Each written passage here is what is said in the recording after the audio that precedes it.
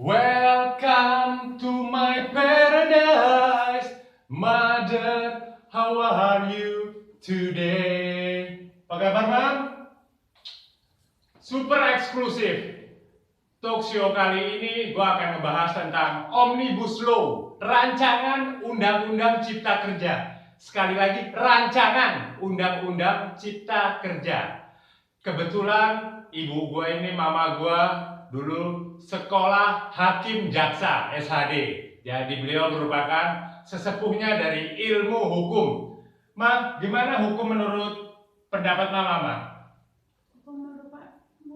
Merupakan undang-undang yang harus kita taati bersama, tapi hukum tidak boleh tajam ke bawah dan tumpul ke atas. Bagus sekali. Lo lihat tuh, pendapat dari sesepuh ilmu hukum. Jadi hukum tidak boleh tajam ke bawah dan tumpul ke atas. Bagaimana kalau nahkoda haluan gue balik, gue puter kiri ke kanan, depan belakang secara horizontal? Lu sendiri yang nyimpulin, lu sendiri yang jawab. Oke? Omnibus Law, rancangan undang-undang cipta kerja, terdiri dari 11 klaster pembahasan, 1.200 pasal. Produk ini sudah terangkum dari 79 undang-undang yang sudah ada sebelumnya. 1.200 pasal. Oh my god. Apa sih sebenarnya yang dibutuhin karyawan, yang dibutuhin buruh, yang dibutuhin pekerja? 1.200 pasal. Sangat-sangat banyak. Tapi yang dibutuhin para pekerja hanya satu, bro. Hanya satu. Perut tidak kosong. Rakyat jangan sampai kelaparan. Itu aja, pasti aman. Jika rakyat tidak kelaparan, mikir pun jadi enteng. Oke, bagaimana dengan kontennya, isinya yang 8 jam kerja per hari? Sangat-sangat fair play. Sangat fair play. 8 jam kerja per hari berarti seminggu 40 jam kerja. 40 jam kerja, 5 hari kerja, 2 hari libur. Sangat-sangat fair play. Bagaimana kalau upahnya dibuat seperti di luar negeri, upah per jam? Lo yang jawab sendiri. Oke, yang berikutnya, tapi kita juga harus proporsional ya. Proporsional dalam artian karyawan, pekerja, buruh, jangan hanya menyalahkan pengusaha. Kita juga harus profesional dalam bekerja. Contoh, lu dikasih kerja jam masuk misalnya jam 8, pulang jam 5 sore. Jangan lu jam 9, jam 10 nongkrong di warkop, main game, chattingan. Itu sering terjadi di lapangan. Gimana lu mau dibayar di upah per jam seperti dibayar per jam seperti di luar negeri?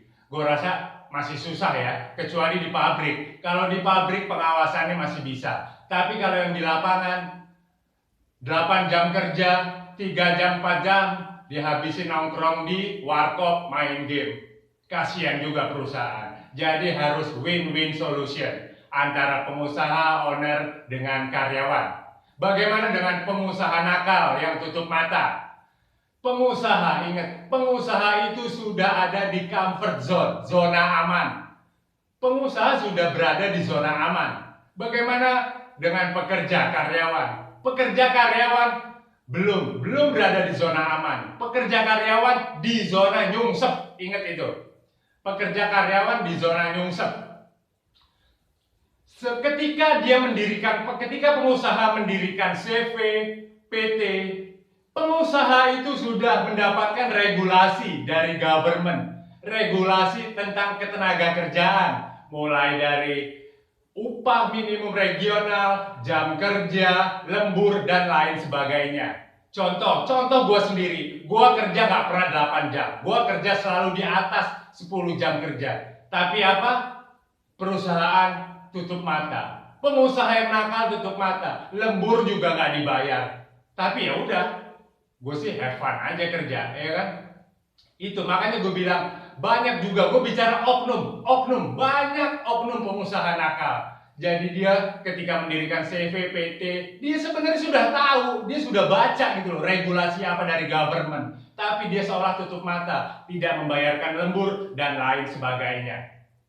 Oke, bagaimana pengawasan dari government di setiap perusahaan di daerah? Sangat sulit, masih terlalu banyak konflik of interest, konflik kepentingan. Jadi sangat-sangat susah. Itu dari gua, karyawan yang profesional tadi. Seperti contohnya, case by case. TKW, tenaga kerja wanita di Singapura, baru-baru ini kejadian. Tenaga kerja TKW di Singapura bekerja dengan dua majikan. Di Singapura sangat ketat, regulasinya sangat ketat. Di luar negeri sangat ketat regulasinya. Dia disuruh bekerja di tempat saudaranya, di majikan B. Apa yang dilakukan? Dilaporkan oleh TKW tadi. Ternyata dia menang. Nah, hal-hal seperti inilah yang belum ada di Indonesia. Kebanyakan di Indonesia masih menguntungkan pihak pengusaha. Karyawan, pekerja, buruh diharuskan kerja di atas 8 jam kerja. Diharuskan kerja merangkap sana, merangkap sini. Tambah seneng bos-bosnya. Kalau di luar negeri, di Singapura tidak bisa. TKW kemarin yang di Singapura menang dia. Karena di Singapura tidak boleh. Di Singapura tidak boleh. 2 job desk, 2 pekerjaan, 2 majikan tidak boleh di sana. Jadi bekerja sesuai job description dia. Itu. Yang berikutnya tentang tenaga kerja asing. Gini boys, tenaga kerja asing, lu harus ngelihatnya dari case by case. Nggak bisa lu pukul rata semua. Bagaimana kalau dari sport, olahraga? Bisa nggak lo datangin tenaga kerja asing Ronaldo? Ya sangat bisa, tapi apakah mampu kita membayar Ronaldo? Jika Ronaldo nanti sudah pensiun, apakah kita mampu membayar Cristiano Ronaldo datang ke Liga 1 Indonesia? Jadi semua harus case by case. Tenaga kerja asing, ya harus boleh, tapi apakah kita mampu membayarnya? Contoh lain, di bidang industri robotik 4.0 versus sumber daya manusia. Apakah kita sudah memiliki sumber daya manusia yang seperti tadi? Sedangkan lo bayangin, data yang gue dapetin 39% pekerja padat karya di Indonesia adalah tingkat sekolah dasar, tingkat SD.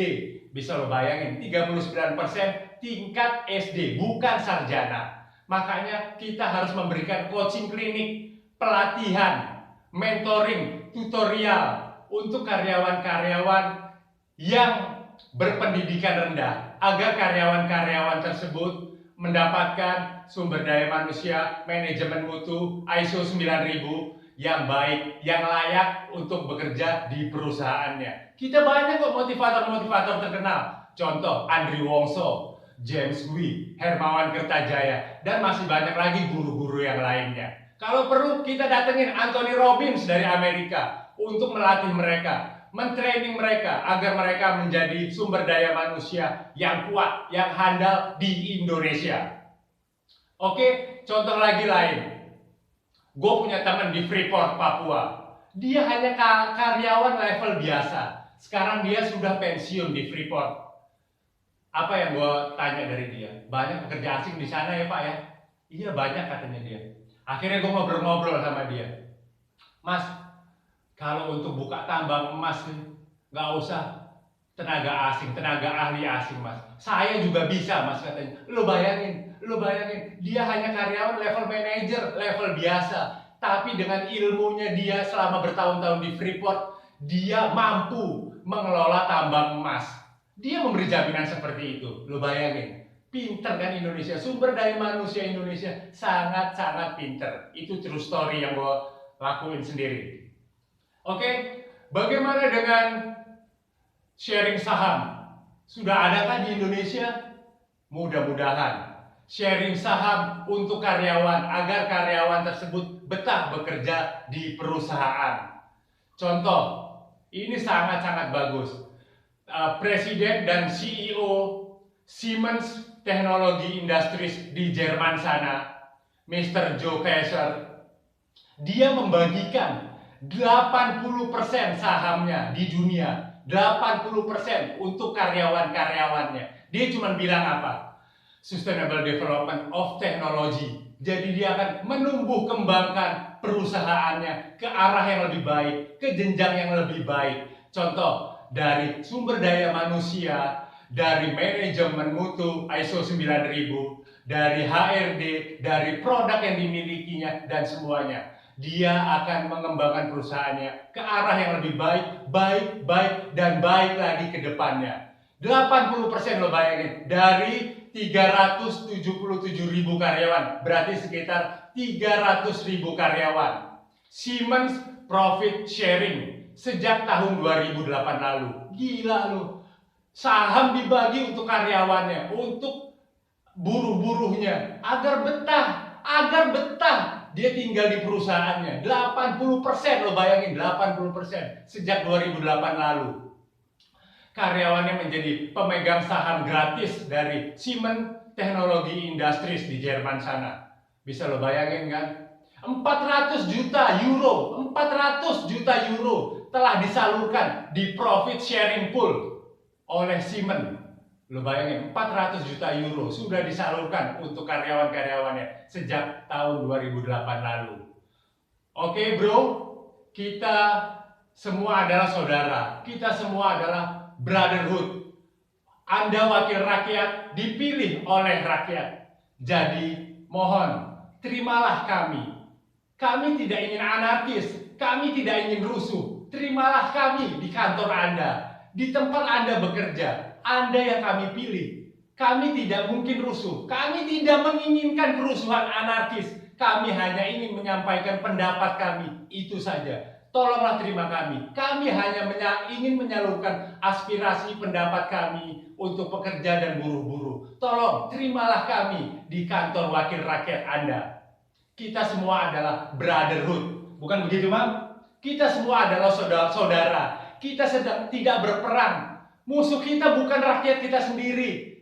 Bangsa Indonesia saudara-saudara kita. Jadi, jika menyalurkan pendapat aspirasi, jangan rusuh, ingat itu, jangan rusuh. Musuh kita sebenarnya adalah yang pertama, virus corona COVID-19, itu musuh utama kita. Yang kedua, koruptor, para koruptor kakap di Indonesia, itu juga musuh kita. Yang ketiga, birokrasi, pungli, pungutan liar oleh oknum-oknum. Ingat, gue bicara oknum-oknum.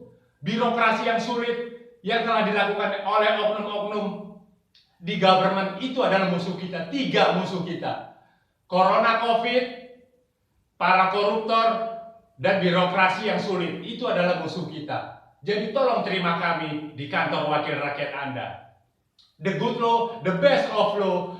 Hukum terbaik di dunia ini adalah, lo mau tahu hukum terbaik di dunia ini adalah, nih.